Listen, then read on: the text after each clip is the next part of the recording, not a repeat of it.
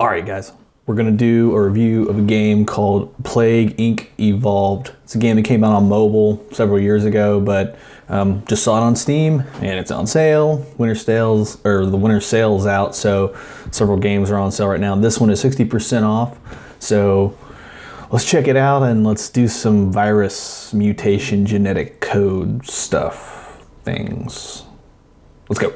I'ma go get it tonight.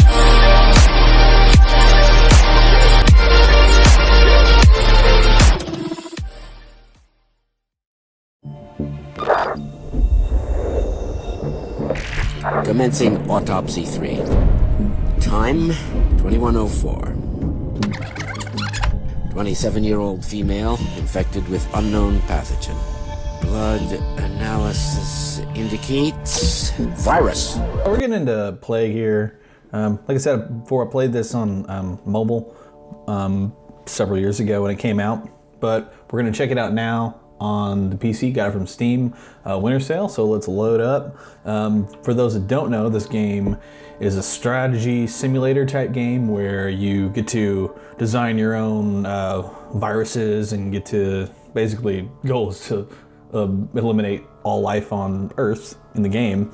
So what we're gonna do is just start the main game up and Shadow Plague. All right, so I guess when you start out, you can only get certain viruses of what we want to start out as. But let's do the Shadow Plague since we just unlocked it and see what that is. All right, so different variations of game difficulties you can do in this. Casual, normal, brutal, mega brutal, and those affect basically how the game reacts to certain things. Doctors work more days in a week. Doctors never go home in brutal. Sick people locked in prison, so they keep them away from the population. So it makes it more difficult for your virus to do its work. So let's just do normal here. Name the plague. Let's name it Blade Simplex 1. Something is waking. A century ago, a human close to death was infected by a sentient pathogen, the Shadow Plague. Buried deep underground, the human was slowly consumed and transformed. Choose where your vampire emerges. The Shadow Plague has fully mutated the DNA of its host into a being of great power. Now driven by eternal hunger, it is time to rejoin the world. This time, humanity will fall. So yeah, it looks like the game is set up kind of the same. You get a map of the world, and you get the date up in the top right-hand corner, and the world population kind of tracks how your status in the game is. So where do we want to throw this thing? The population's kind of lower in Russia, but also I'm assuming, oh wait, I didn't mean to do that. No, I didn't want him to show up in Africa. It's kind of sunny there. Yes. Oh, this is just kind of an overview. Cool. Tells you the various rural countries, rich countries, poor countries. So we'll get out of this to do its thing. Yeah, so we'll just let it go. Dun, dun, dun. We can speed it up. Let's speed it up. Top right hand corner, you can change the speed of the game so the days go by super faster. People are increasingly dead, but not any real effect. Let's change some, because we can evolve 7. We have 23 DNA points, so this costs 7 to do.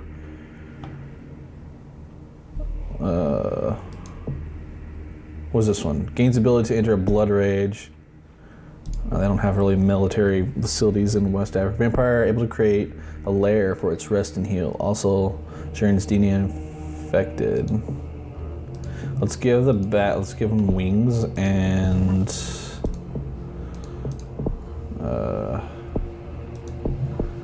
we'll evolve that. Muster. So now we got 3 infected. What is this? Oh, this gives us, yeah, you gotta hit those to get your points. The vampire releases a unique strain of the shadowy plague, which spreads independently from vampire. Infecting humans have no idea what the vampire has planned for them. So again, we want to keep that detection rate down.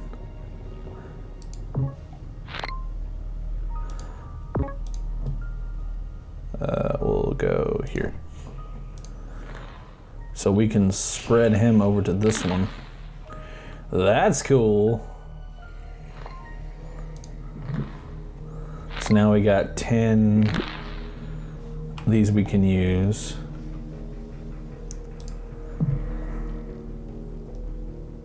Oh, you can zoom in and out with this. That's cool. So you can see where it's kind of at here. So when you're overviewing your virus, you can see it gives you great information on how well your virus is doing. It gives you the history of any upgrades that you've made to it.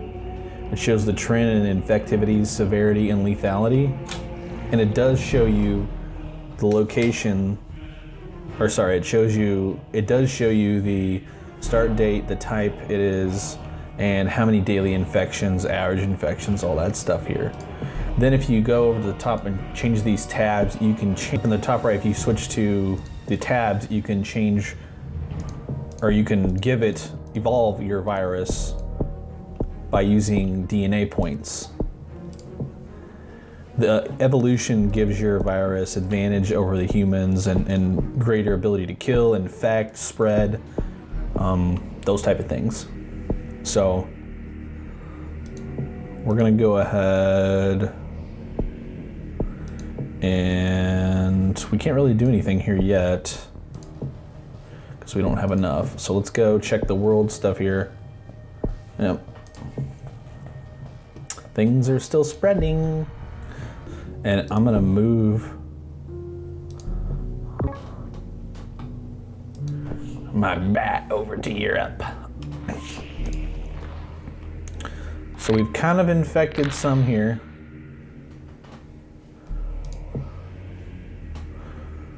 Our vampire stuff should be, there's several infected here, there's least infective there, but that's okay.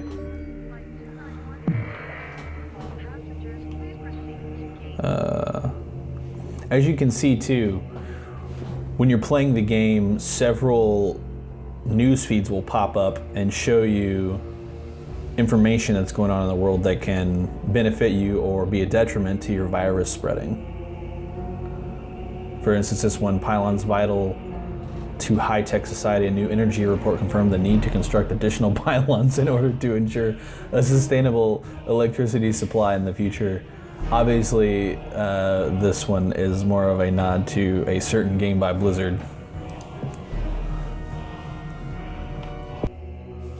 All right, this is recording number 3, halfway through.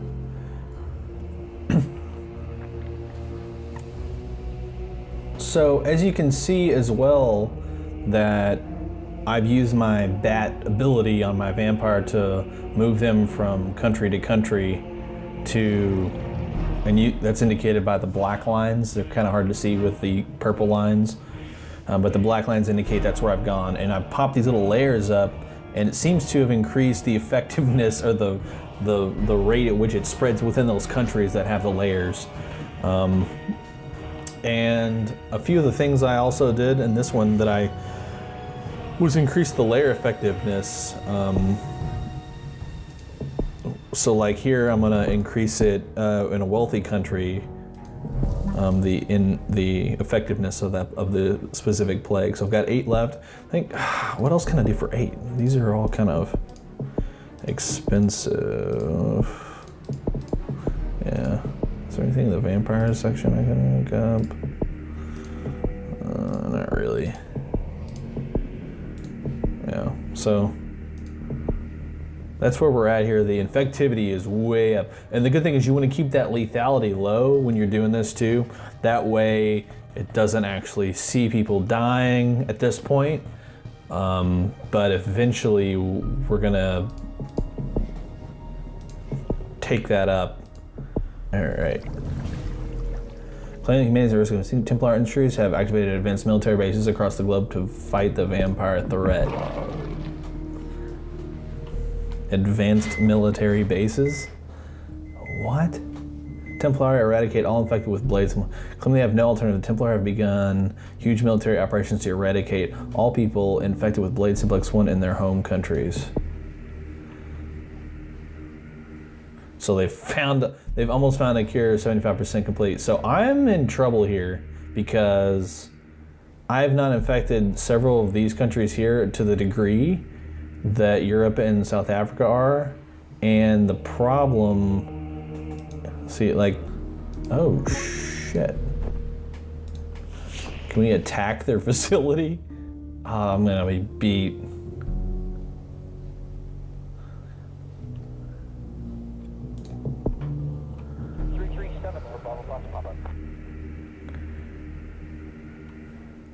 Oh, my vampire's gonna die.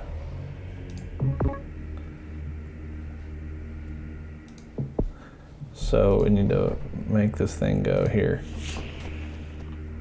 And this one, can we make him go to another country?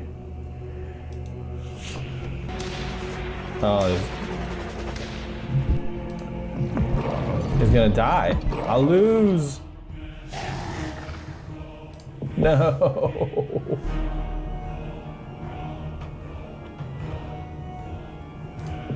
No. I killed a lot, but they killed me. Well, for this game, it looks like there's different scenarios you can play too. In the original game, it was just a virus and it mutated. You didn't really control much. For this one, yeah, I got to control a vampire, which I didn't really understand at first, so it kind of screwed me over when I was keeping him in one spot and not moving, creating different layers and different parts. So that was my fault. Something you gotta learn when you're playing the game.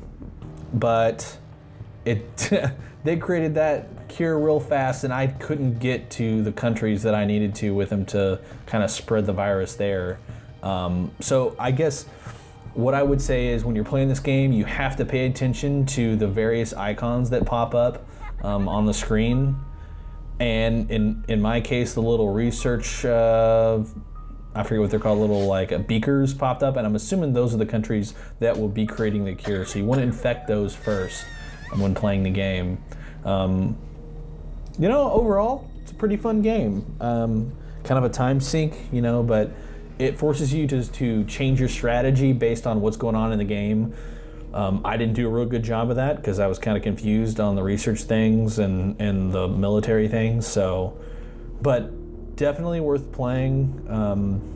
And with the different types of scenarios you have in the game, the replayability would probably be okay. You know, it's one of those games that if you just want to pass the time and kind of just, you know, you got the TV on while you're playing, pretty fun game. All right, guys, so yeah, for this game, really great game to kind of just lose yourself in. The time kind of goes by. You don't really have to think too awful hard. It's a very strategic game, and you really do have to pay attention to just the small things. The little alerts that pop up are the most important, that tells you what's going on and directs you where to spend your DNA points so that your virus does what it's supposed to do and, you know, kills everyone. For the price I paid for the game, it was like $6 or something like that. So, you know, is it worth $6? Yeah, I think so. You know, it kept me entertained, and with the multiple scenarios that you can do in this game, you know, it's fun. So I want to give it a thumbs up. Check it out if you're wanting to kill the whole human race in a variety of different ways.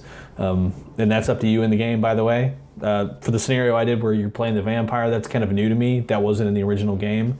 So something cool that they added in there. And thanks for hanging out, checking out this kind of playthrough review, and we'll get into the next game. See y'all later. Commencing Autopsy 3. Time, 2104. 27-year-old female infected with unknown pathogen. Blood analysis indicates virus.